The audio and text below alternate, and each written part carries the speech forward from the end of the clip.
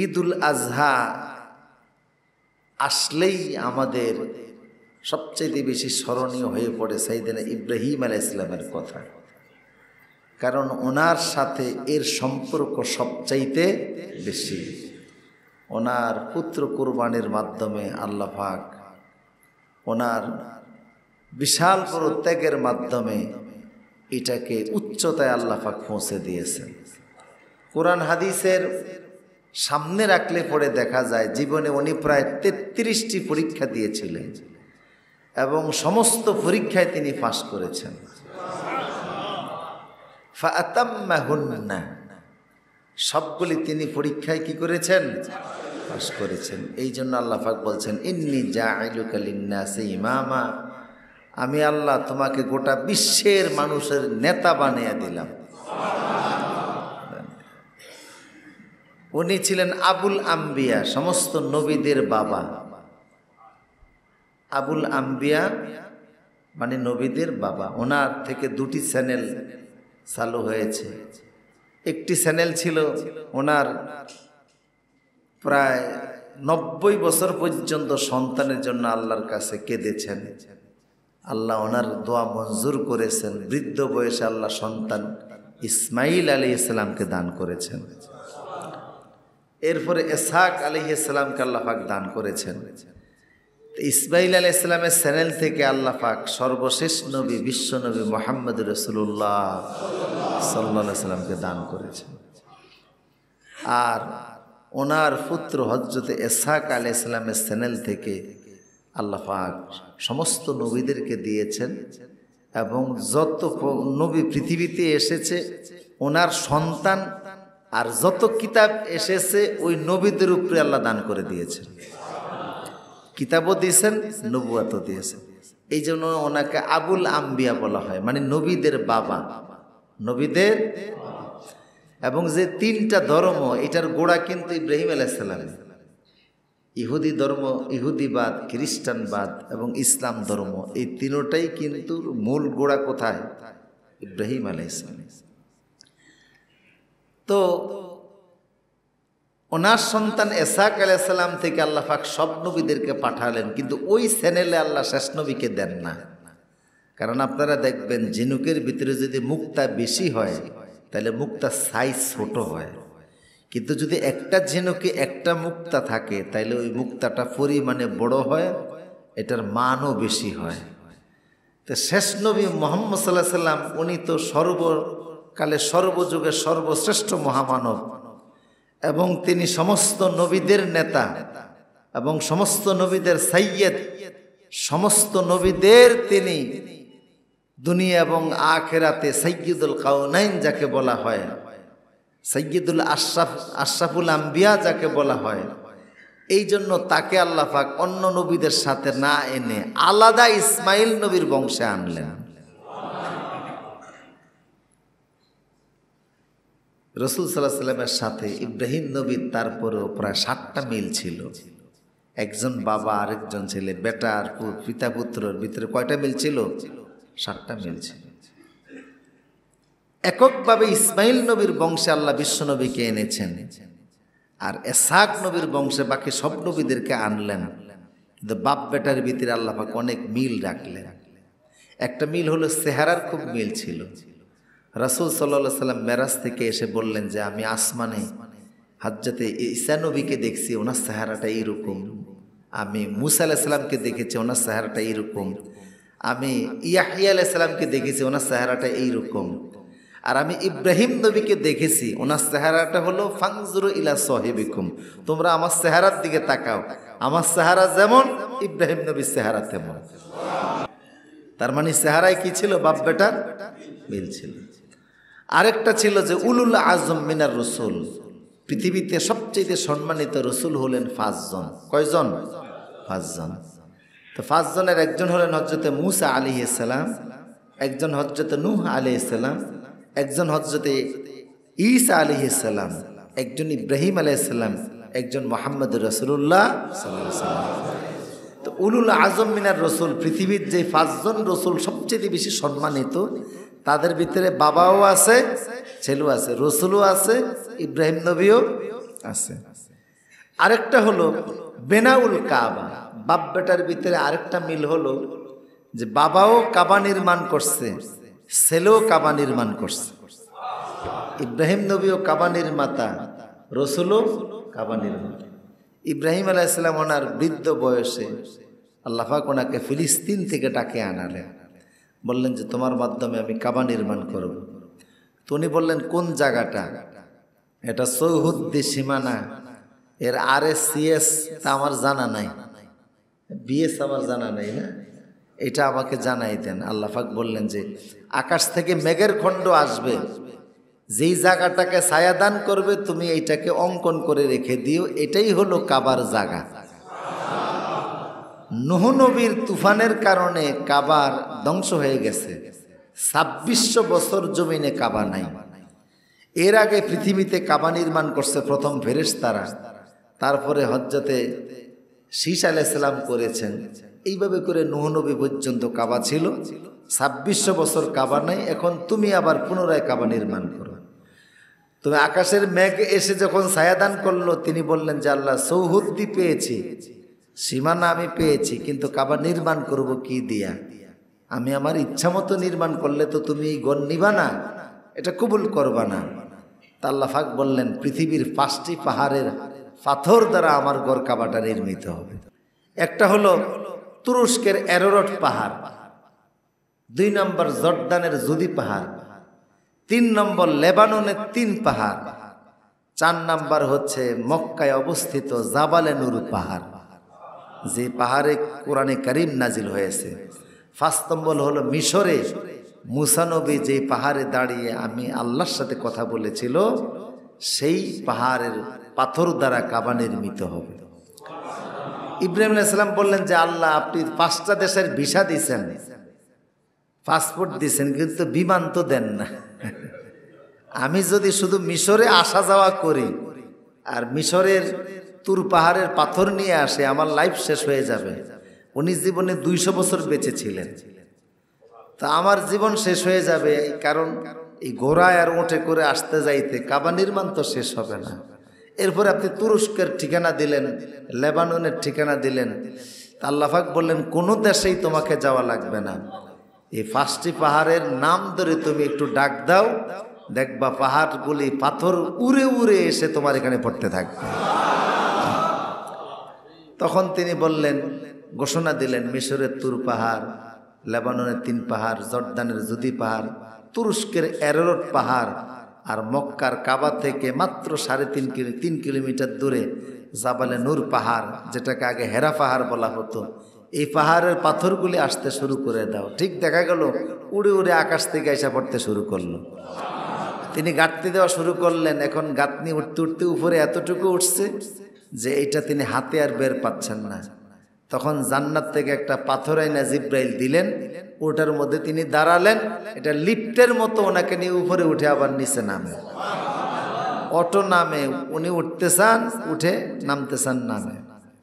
কাবা নির্মাণ হয়ে গেল। আর রসুল সাল্লাল্লাহু আলাইহি সাল্লাম তিনিও কাবা নির্মাতা। ইব্রাহিম নবী যেমন কাবা নির্মাতা, রসুলও কাবা নির্মাতা। বেনাউল কাবা, ইব্রাহিম নবী বৃদ্ধ বয়সে কাবা নির্মাণ করেছেন, আর রসুল সাল্লাল্লাহু আলাইহি সাল্লাম 10 বছর বা 8 বছর বয়সে কাবা নির্মাণ করেছেন। ওই সময় রসুল সাল্লাল্লাহু আলাইহি সাল্লাম দেখলেন যে কাবার সংস্কারের কাজ করতেছে মক্কার কুরাইশরা। তখন তিনি কাবার পাথর আনতে গেলেন। এখন বাচ্চারা তাদের ওই মাথায় লুঙ্গি খুইলা লুঙ্গিকে ফাগরি বাইন্দা ওইটার উপর পাথর আনে। তো রসুল পাথর আনতেছে, 2টা করে তিনি আনেন, বেশি করে আনেন। এখন রসুলের চাচা আব্বাস, উনি প্রায় কাছাকাছি সমবয়সী ছিলেন। তো উনি আবার অন্যরা বলল যে মোহাম্মদ তোমার তো কষ্ট হচ্ছে, তুমিও লুঙ্গিটা খুলে মাথার উপর পাগড়ির মতো বেঁধে তারপরে পাথর আনো। যেই না রসুল লুঙ্গিতে হাত দিলেন, অজ্ঞান হয়ে পড়ে গেলেন। তার মানে শিশু মুহাম্মদ সাল্লাল্লাহু আলাইহি ওয়াসাল্লামের লজ্জাস্থান, এটা কেউ দেখুক, এটাও আল্লাহ চান না। কারণ আল হায়া ও শুবাতুম মিনাল ঈমান, লজ্জাটা ঈমানের একটা অঙ্গ। ঈমানের যতগুলি শাখা প্রশাখা আছে তার ভিতরে লজ্জা, এটাই কি ঈমানের একটা অঙ্গ, এটা ঈমানের একটি শাখা। এই জন্য রসুল বলতেন, যার লজ্জা নাই ফাসনা মা শিতা, সে যা খুশি তাই করতে পারে। যার লজ্জা শরম নাই সে যা খুশি তাই করতে পারে, তার দ্বারা কিছু মানায় না। তুরস্ক থেকে একজন নায়ক আসলেন, হিরো আসলেন বাংলাদেশে, যিনি বিভিন্ন সিরিয়াল, যার মাধ্যমে নাটক সিরিয়াল তৈরি হয়েছে, এটার মাধ্যমে তিনি ফেমাস হয়েছেন। পুরা দেশ তছনছ হয়ে যাচ্ছে ঘূর্ণিঝড় রেমালের আঘাতে, আর যুবক যুবতীরা আর রাজধানীর কিছু মানুষ ওই লোকটাকে নিয়ে সারা শহরটা মাতাইল। লজ্জা শরম থাকলে এটি করতে পারত না। কথা বলেন ঠিক কিনা? কোন রকম মানবতাবোধ যদি থাকতো ভিতরে, তাইলে এটা করতে পারত না। কি পরিস্থিতি, আল্লাহর গজব আসতেছে, আর তারা ওনাকে নিয়ে শহরের ভিতরে র্যালি করতেছে, গাড়ির শো করতেছে, জায়গায় জায়গায় তারা বিভিন্ন ধরনের সভা সমাবেশ করতেছে। শরম থাকলে এটা করতে পারত না, কোন রকম লজ্জা থাকলে করতে পারত না। বরং এই সমস্ত পরিস্থিতিতে মানুষ সেজদায় পড়ে দোয়া করে। যারা আক্রান্ত হয়েছে তারাও তো মানুষ। তুমি শহরে আসুবিধায় নিজেকে সুরক্ষিত মনে করো না। বিল্ডিংগুলি আল্লাহ একটু নাড়াচাড়া দিলে লাশও খুঁজে পাওয়া যাবে না জানাজা দেওয়ার জন্য। আজকে তুর দেখো না ফিলিস্তিনের অবস্থা। প্রিয় সুদীপ, এই জন্য রসুল বলছেন ফাসনা মা শিতা, যখন লজ্জা মানুষের থাকে না, মানুষ যা খুশি তা করতে পারে।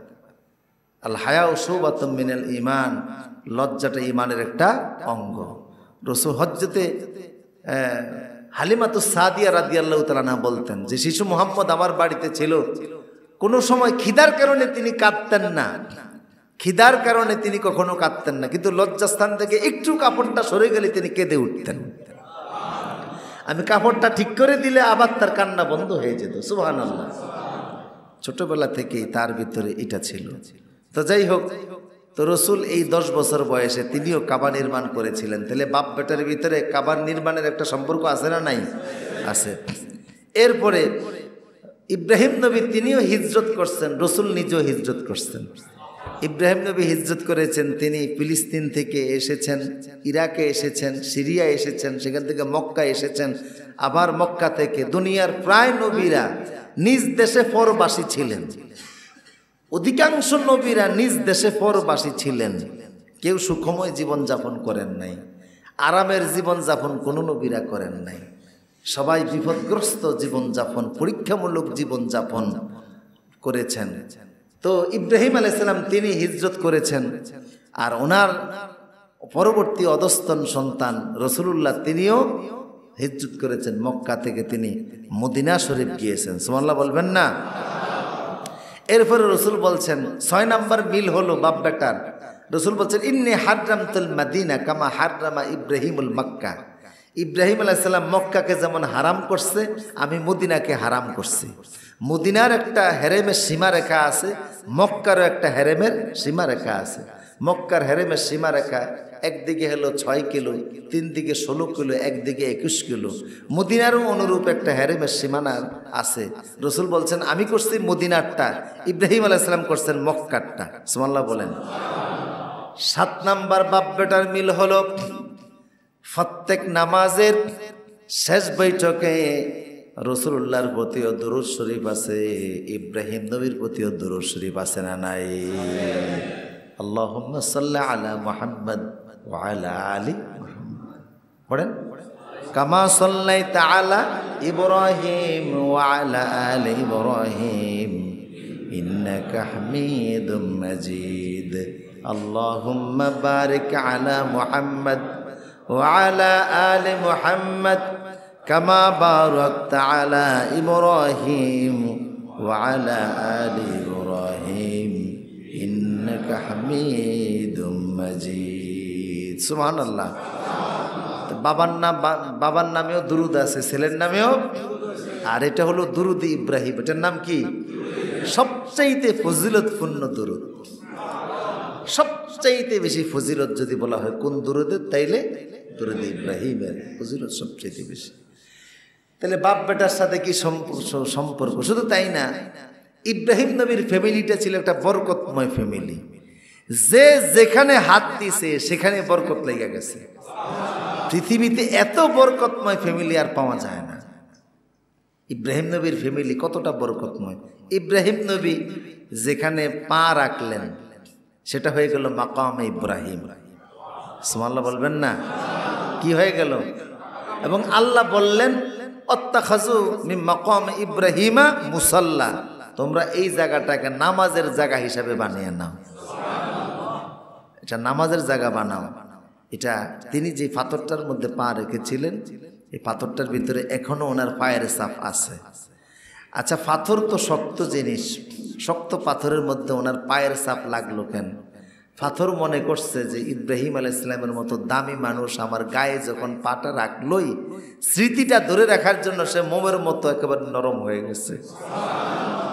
আপনারা বলতে পারেন পাথরের কি জীবন আছে নাকি? অবশ্যই জীবন আছে, পাথরের জীবন আছে, পাথর বুঝে। এই জন্য রাসূলুল্লাহ উহুদের পাথরগুলি যখন দেখতেন, উহুদের পাথরগুলি যখন তিনি দূরের থেকে দেখতেন, তখন তিনি বলতেন যে ইন্নী উহিব্বুহা, আমি এই পাহাড়টাকে ভালোবাসি, পাহাড়টাও আমাকে ভালোবাসে। সুবহানাল্লাহ বলতেন। আবার তিনি পাহাড়টাকে দেখলি, পাথরগুলি দেখলেই বলতেন আ ইবুনা তা ইবুনা হামিদুনা লিরাব্বিনা সাজিদুন। এই দোয়াগুলি তিনি করতেন। ইন্নী এই পাহাড়টাকে তিনি দেখলে বলতেন ইন্না জাবালে উহুদ ইউহিব্বুনা ওয়া নুহিব্বুহু, এটা আমাদেরকে ভালোবাসে, আমরাও এটাকে। তো জীবন যদি নাই থাকে ভালোবাসে কিভাবে? বোঝা গেল এটা ভালোবাসে। এবং পাথরের ভিতরে জীবন আছে বিদায় কিছু পাথর কেঁদে কেঁদে ভিতর থেকে পানির ঝর্ণা দ্বারা বের হয়ে যায়। সুবহানাল্লাহ। তো তিনি পা রাখলেন, এটা হয়ে গেল মাকামে ইব্রাহিম, নামাজের জায়গা। এরপরে ওনার ছেলে ইসমাইল যেখানে পা রাখছে ওটা হয়ে গেছে জমজম। সুবহানাল্লাহ বলবেন না? ছেলে যেখানে পা রাখছে সেটা কি হয়ে গেছে? হাজরা আলাইহিস সালাম দৌড়িয়ে এসে দেখলেন যেখান থেকে পানি বের হচ্ছে। তিনি সুরিয়ানি ভাষা ছিল ওনাদের আঞ্চলিক ভাষা, তো সেই ভাষায় তিনি বললেন জাম জাম, মানে থাম থাম।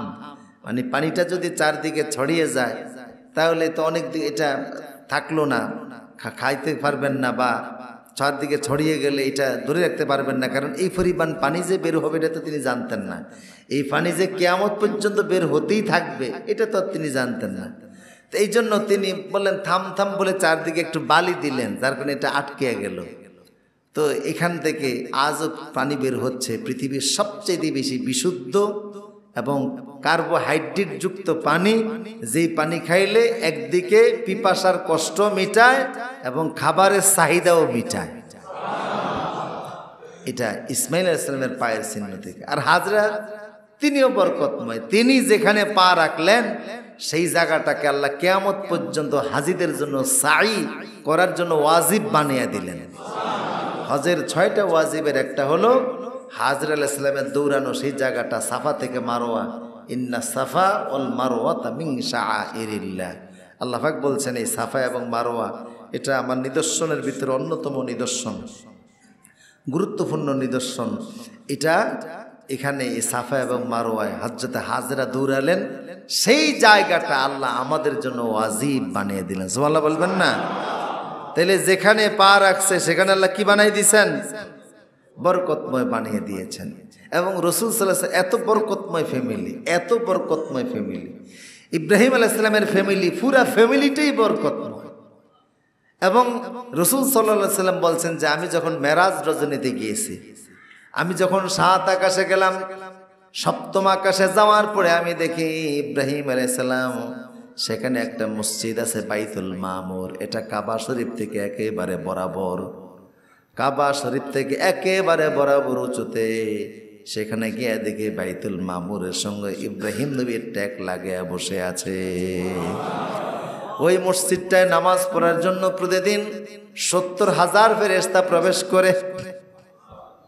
একজন ফেরেশতা একবার প্রবেশের অনুমতি পায়, দ্বিতীয়বার আর পায় না। এইরকম করে প্রতিদিন 70,000 ফেরেশতা প্রবেশ করে আল্লাহর ইবাদত করে। ওইখানে তিনি আছেন। ইব্রাহিম আলাইহিস সালামকে আল্লাহ বসিয়ে রেখে দিয়েছেন। সুবহানাল্লাহ বলবেন না? বরকতময় ফ্যামিলি, অত্যন্ত বরকতময় ফ্যামিলি, এই জন্য ওনাকে আবুল আম্বিয়া বলা হয়। শুধু তাই নয়, ইব্রাহিম আলাইহিস সালাম তিনি নিজে জীবনে যত কথা বলেছেন সবগুলি কথা আল্লাহ কোরআনে তুলে ধরেছেন। সুবহানাল্লাহ। মানুষের সাথে তিনি কথা বলেছেন, সেটাও আল্লাহ কোরআনে তুলে ধরেছেন। নিজের সাথে নিজে কথা বলেছেন, সেটাও আল্লাহ কোরআনে তুলে ধরেছেন। আবার তিনি জাতির সাথে যে কথা বলেছেন সেটাও কোরআনে তুলে ধরেছেন। ছেলের সাথে যে কথাগুলি বলেছেন সেটাও আল্লাহ কোরআনে তুলে ধরেছেন। রাষ্ট্র সরকার নমরুদের সঙ্গে যে কথা বলেছেন সেটাও আল্লাহ কোরআনে তুলে ধরেছেন। 30টা জায়গায় আল্লাহ ইব্রাহিম নবীর প্রশংসা করছে। আরেকটু জোরে বলুন সুবহানাল্লাহ। কত জায়গায়? 35 জায়গায়। এবং এক জায়গায় বলছেন যে ইন্না ইব্রাহিমা হালিম, ইব্রাহিম নবীকে আল্লাহ সবচেয়ে ধৈর্যশীল সহনশীল হিসেবে আল্লাহ প্রশংসা করছেন। নিজের সাথে নিজে একবার সংলাপ করলেন, নিজের সাথে নিজে একবার সেলফ ডিসকাস করলেন, নিজের সাথে নিজে। এইটা আল্লাহ কোরআনে তুলে ধরলেন। নিজের সাথে নিজে কি সংলাপ করলেন? একবার তিনি চিন্তা করতে লাগলেন, খুঁজতেছেন যে আচ্ছা পৃথিবীতে এত মানুষ, ওই সময় সারা পৃথিবীতে মুসলমান ছিল মাত্র 3 জন। কয়জন? ইব্রাহিম আলাইহিস সালাম তখন প্রাথমিক পর্যায়ে সারা পৃথিবীতে মুসলমান 3 জন। একজন হলেন তিনি, আরেকজন ওনার স্ত্রী হজরতে সাররা, আরেকজন ছিলেন হজরতে লূত আলাইহিস সালাম। এই 3 জন প্রাথমিকভাবে। পরে তো ওনার হাতে অনেকে মুসলমান হয়েছে। তো এই অবস্থায় তিনি ভাবলেন আচ্ছা আমরা মাত্র 3 জন মুমিন, আর সবাই কি বেঈমান কাফের। কেউ সূর্যের পূজা করে, কেউ চন্দ্রের করে, কেউ গাছের করে। আচ্ছা মানুষগুলি যে গাছের পূজা করে, প্রয়োজনে তো একসময় গাছটাও কাইটা খড়কুটি বানায়। কথা বলে না? বানায় কিনা? গরুর পূজা করে, প্রয়োজনে একসময় গরুর চামড়া কাইটাও কি বানায়? জুতা বানায়। আচ্ছা আগুনের পূজা করে, প্রয়োজনে আগুনের ফানি দিয়া নিবিয়েও বুঝেন না কথা? আগুনের পূজা করে, আগুনের দেবতা মানে, কিন্তু প্রয়োজনে আগুনের উপরে কি ডালে? পানি ঢালে। তো এইরকম করতেছে যে মানুষগুলো, এটাকে দেবতা হয় কি করে? তাহলে এইগুলি দেবতা না। তাহলে মনে হয় যে আকাশে যেই বিশাল বড় তারকা দেখা যায় রাত্রিবেলা। ফালাম্মা জান্না আলাইহিল লাইলের রাআ কাওকাবা, আকাশের যে তারকা তিনি দেখলেন, তিনি বললেন ক্বালা হাযা রাব্বি, এটা মনে হয় আমার রব হতে পারে। আগুন হতে পারে না, পানি ঢেলে এটাকে নিভিয়ে দেয়। গাছ হতে পারে না, প্রয়োজনে গাছ কেটে মানুষ ফার্নিচার বানায়, খড়কুটা বানায়, জ্বালানি বানায়। গরু হতে পারে না, প্রয়োজনে গরুর চামড়া দিয়া মানুষ পায়ের জুতা বানায়, দুধ দহন করে। এটাও হতে পারে না। তাইলে কে হতে পারে? আকাশে নিজে নিজে সংলাপ করতেছে। কে? নিজে নিজে। আকাশের যে তারকা দেখা যায়, রাআ কাওকাবান ক্বালা হাযা রাব্বি, এটা মনে হয় আমার রব হতে পারে। ফালাম্মা আফালাত ক্বালা লা উহিব্বুল আফিলিন, কিন্তু আকাশের তারকাটা যখন আকাশে মিলিয়ে গেল, আকাশে যখন হারিয়ে গেল, তখন তিনি বললেন যেটা উদয় হয়ে যেটা হারিয়ে যায় এটা কোনোদিন মানুষের রব হতে পারে না। চলে গেল আকাশের তারকার বিষয়। কিছুক্ষণ পরে ফালাম্মা রাআল কামারা বাযিগান ক্বালা হাযা রাব্বি, কিছুক্ষণ পরে আকাশে যখন কি উঠলো? চাঁদ উঠল। কি উঠলো? চাঁদ উঠল। তারকার চাইতে কি বড়? চাঁদ একটু বড় না? তারকা তো ছোট সাইজ হয়, চাঁদের সাইজ একটু বড় না। আমার চাঁদ যখন তিনি বললেন এটা আমার রব, এটাই হতে পারে রব। ফালাম্মা আফালা ক্বালা লা ইল্লাম ইয়াহদিনি রাব্বি লা আকুনান্না মিনাল কওমিদ দাল্লিন। কিছুক্ষণ পরে আকাশের এই চাঁদ যখন আবার আকাশের ভিতরে হারিয়ে গেল, অস্তমিত হয়ে গেল, ডুবে গেল, তখন তিনি বললেন না এটাও আমার রব হতে পারে না, কারণ যেটা একবার উদিত হয় আবার অস্ত যায়, হারিয়ে যায়, এটা আমার রব হতে পারে না। আহারে আমার রব যদি আমার রাস্তা না দেখান তাহলে আমি তো পথ পাবো না, সঠিক পথ পাবো না, গোমরা হয়ে যাব। তিনি রব খুঁজতে লাগলেন। ফালাম্মা রাআ শামসা বাযিগাতান ক্বালা হাযা রাব্বি হাযা আকবার। সুবহানাল্লাহ। সকাল হয়ে গেল, তিনি যখন সূর্য দেখলেন তিনি তখন বললেন ফালাম্মা রাআ শামসা বাযিগাতান ক্বালা হাযা রাব্বি।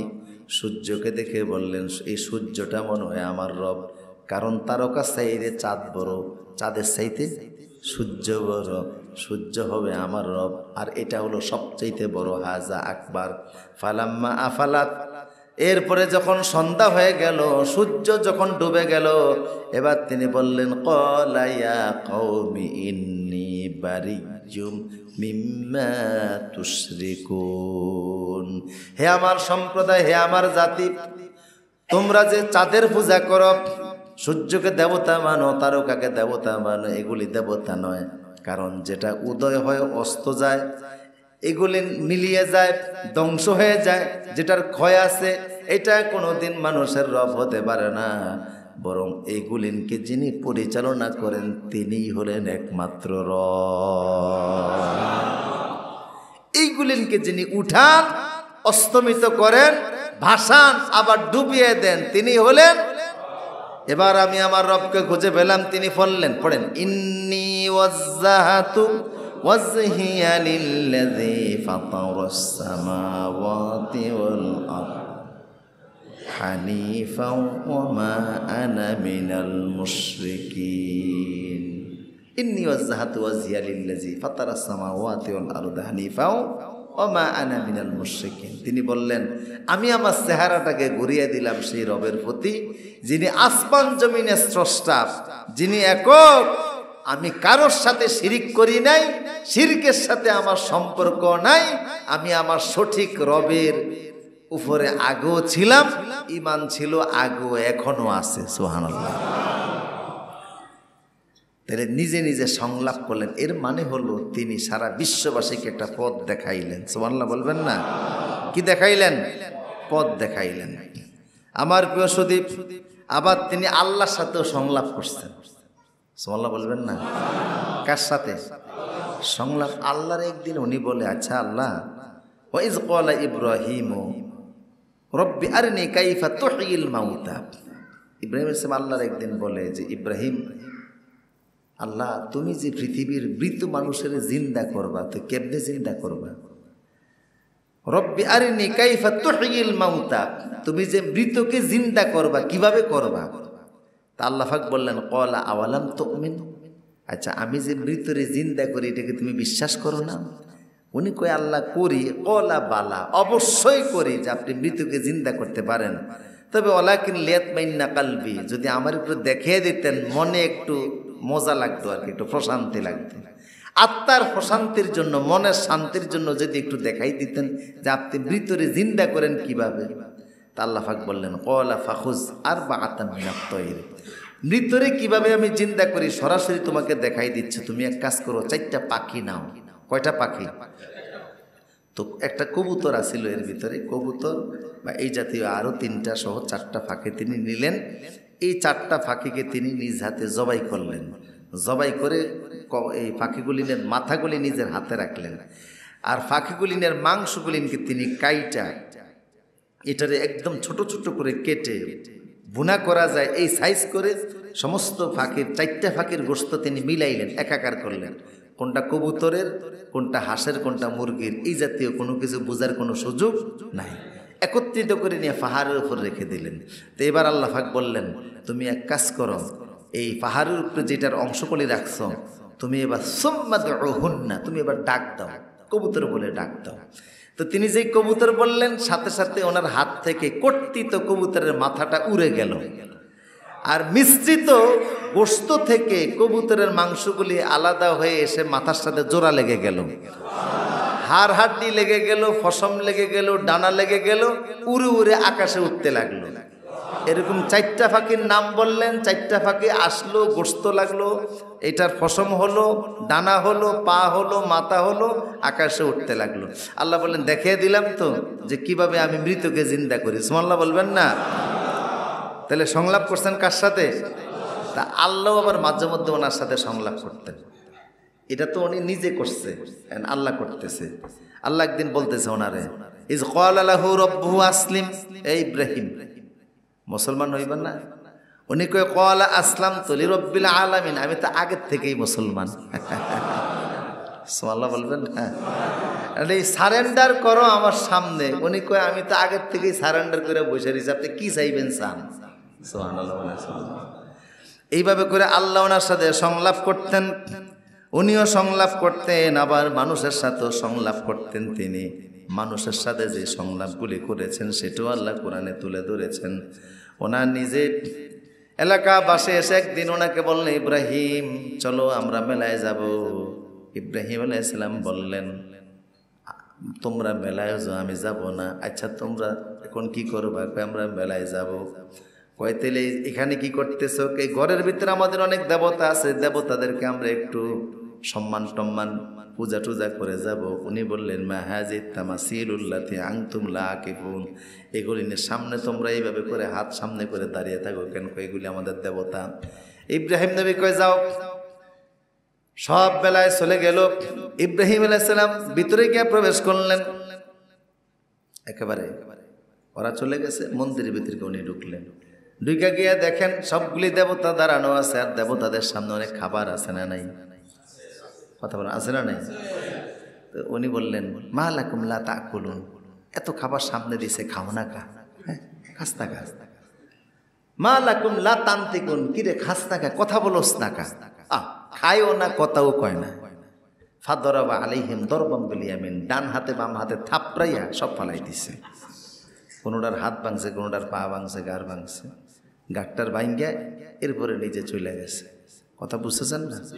আমার এক স্যার ছিল, ওনার নাম ছিল ভূপেশচন্দ্র মজুমদার, হিন্দু মানুষ, আমার ইংরেজি প্রাইভেট পড়াইতো। তো উনি বলতেন যে রক্ত খাবি, রক্ত দিবি, ব্যাক করলে রাখল দিবি। মোটা একটা লাঠি ছিল। একদিন দেখি ওই যে সামনে দেবতার সামনে খাবার টাবার দিয়েছে। ওনার নাতি ছিল 3টা, চন্দন, নন্দন, বন্দন। চন্দনে আবার আমার বন্ধু ছিল। তো চন্দনের কই যে এগুলি দিছে, চল আমরা খাই। পরে কয় ফল টল উঠাইছে কিছু, কলা টলা। তো এখন খাওয়ার পরে বাড়িতে গেছি, আম্মাই তো শুনে খুব রাগ করছে, এগুলি খাইছস খা, হুজুরের কাছে যা। তো হুজুরের গিয়ে জিজ্ঞেস করি, হুজুর খাই লাইছি। তো কত বয়স কত? কয় 4 বছর। কয় আরো 3 বছর খাইতে পারবি। কয় এটা কেমন কথা? কয় শোন, আমাদের ইসলামে ছোট মানুষের কোনো হিসাব নিকেশ নেই। 3 মানুষের কোনো কি নাই, হিসাব নিকেশ নাই। এর ভেতরে একটা হলো আনিস সবিয়ে রুফিয়াল কালাম ওয়ান সালাসিন, 3 মানুষের থেকে কলম আল্লাহ উঠিয়ে নেন। তার ভিতরে শিশুর উপরে কলম চলে না, শিশু যা খুশি তা খাইতে পারে। এর উপর শরীয়তের কলম, এর কোনো গুণা টুনা নাই। এইভাবে করে অনেক খাবার টাবার দিল। ইব্রাহিম আলাইহিস সালাম বললেন, খাস না, কোথাও বলস না। ডান হাতে বাম হাতে থাপড়াইলেন। এরপরে তিনি নিজে বড় যে মূর্তি ছিল সেটার কাঁধের উপর তিনি কুড়ালটা ঝুলিয়ে দিলেন। কুড়াল ঝুলিয়ে দিয়ে বের হয়ে গেলেন। তারা মেলা থেকে আসলো, এসে বলল, এই কাজ কে করছে? মান ফাআলা হাযা বিআলিহাতিনা, আমাদের দেবতাদের সঙ্গে এই কাজ কে করছে? লোকেরা কয়, ইব্রাহিমের দেখছি সমালোচনা করতে, মনে হয় সেই করছে। ইব্রাহিম রেডাই কে কয়, ইব্রাহিম আমাদের দেবতার সঙ্গে এগুলি কে করছে? ইব্রাহিমকে বড়টাই করছে। ওরা মনে করছে বড়টার কান্দে যেহেতু কুড়াল ঝুলানো আছে। ওরা কয়, ইব্রাহিম এর বলতে কথা বলতে পারে না, চলতে পারে না, হাঁটতে পারে না। ইব্রাহিম নবী তাওরিয়া করছে। তাওরিয়া মানে বড়টাই করছে, মানে আমি তো বড়, আমি বড় না, আমি তো বড়। এখানে বুঝতেছেন কথাটা হলো যে আমি তো বড়, এগুলি তো হাজার হাজার লাখ লাখ আমার সামনে কিছুই না, আমি তো বড়, বড়টাই করছে। তখন তারা নিয়ে গেল ইব্রাহিম আলাইহিস সালামকে ধরে বেঁধে নিয়ে গেল নমরুদের কাছে। নমরুদ প্রায় 1000 বছর রাষ্ট্র ক্ষমতা চালাইছে। কত বছর? 1000 বছর রাষ্ট্র ক্ষমতা। নমরুদের কাছে নিয়ে গেল, নিয়ে বলল, ইব্রাহিম আমাদের দেবতাদের সঙ্গে আচরণ করেছে, ভেঙ্গে টেঙ্গে ফেলেছে। এই হলো ইব্রাহিম। ইব্রাহিম আলাইহিস সালামের সঙ্গে এবার নমরুদের সংলাপ শুরু হলো। নমরুদের সঙ্গে যে সংলাপ শুরু হলো, সেই সংলাপ কোরআনের ভিতরে আল্লাহ তুলে ধরলে। ইব্রাহিম আলাইহিস সালাম বললেন, আচ্ছা তোমরা যে কাজগুলি করো, এই সমস্ত দেবতা কি তোমাদের কোনো উপকার করতে পারে? কয় না। ক্ষতি করতে পারে? কয় না। কথা বলতে পারে? কয় না। কিছু শুনে? কয় না। তাও না। তাইলে কেন এই সমস্ত কাজ তোমরা করো? এগুলি তোমাদের খোদা হতে পারে না, স্রষ্টা হতে পারে না। নমরুদ কয়, তাহলে খোদাকে? কয় খোদা হলো যিনি আসমান এবং জমিনের মালিক। রব্বি আল্লাযী ইয়াহদিনি, আমার তোমার রব হলেন একজন যিনি আমাদেরকে পথ দেখান। নমরুদ কয় তোমার খোদার কি পারে? কয় আমার আল্লাহ মৃতরে জিন্দা করে, জীবিতরে মৃত করে। বুঝেননি কথা? মৃতরে জীবিত করে, জীবিতকে মৃত করে।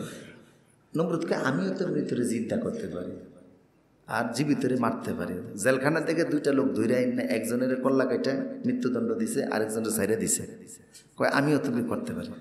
বোকা বুঝেই না যে জীবন দেওয়া কি জিনিস আর মৃত্যু দেওয়া কি জিনিস। ইব্রাহিম আলাইহিস সালাম বলেন আচ্ছা রব্বি আল্লাযী ইউহয়ী ওয়া ইউমীত, এইটা যখন তুই বুঝস না তো ফাইনাল্লাহ ইয়াতি বিশ-শামসি মিনাল মাশরিকি, কয় আমার খোদা পূর্ব দিক থেকে সূর্য উঠায়, তুই পশ্চিম দিক থেকে উঠা। ফাবহিতাল্লাযী কাফার, এখন তো নমরুদ বোকাসোকা হয়ে গেছে, এই কথার জবাব দিতে পারে নাই। শেষ পর্যন্ত রশি বেঁধে ইব্রাহিম নবীরে কোথায় নিক্ষেপ করলো? অগ্নিকুণ্ডে নিক্ষেপ করলো। সেই অগ্নিকুণ্ডের ফুল বাগান বানিয়ে দিলেন যিনি, তিনি কে? আল্লাহ সুবহানাহু ওয়া তাআলা।